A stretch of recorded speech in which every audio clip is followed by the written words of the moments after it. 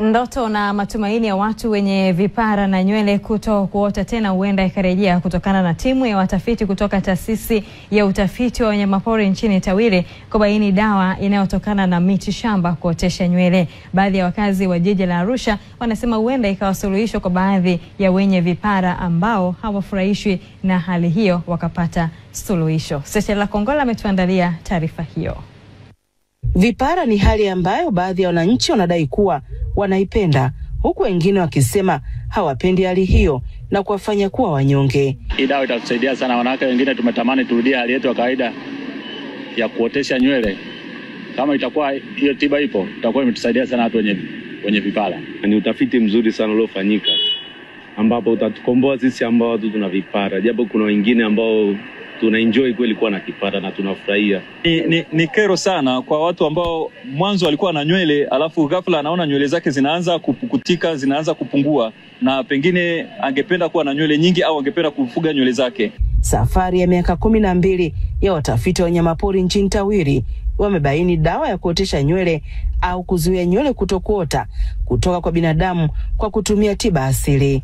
Mmea huu wa mporojo au Albizia antellimentica au olmukutan una uwezo wa kuotesha nywele na vile vile una uwezo wa kuzuia nywele kutoka, na tukawa tumepata hataza au patent ya teknolojia hiyo.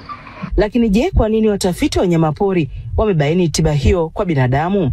Tulipopata viashiria vya kwamba mimea inayotumika kama dawa katika maeneo ya wazi huko kijijini karibu inatoweka au haipo, tukaamua kufanya huu utafiti wa bioanuai ya mimea inayotumika kwa tiba asili. Mimea inayotumika kwa ajili ya tiba asili kwa kutengeneza dawa ya kuotesha nywele au nywele kutokuota inatajwa kuwa hatarini kutoweka, jambo ambalo limeanza kufanyiwa kazi. Tutaangalia namna ya kuhifadhi mimea hii katika maeneo yake ya asili, lakini pia kuhifadhi katika mazingira ya kulima, ya kuwa na mashamba ambayo yataweza kuzalisha mmea.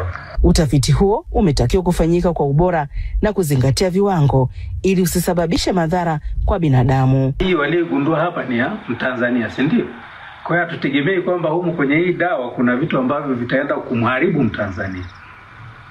Na kwa maana hiyo, na maana wataendelea kufanya kwa makini zaidi. Ama hakika subira yavuta heri, ndivyo ilivyo kwa watu wenye vipara ambao huenda hawafurahii kuwa na hali hiyo.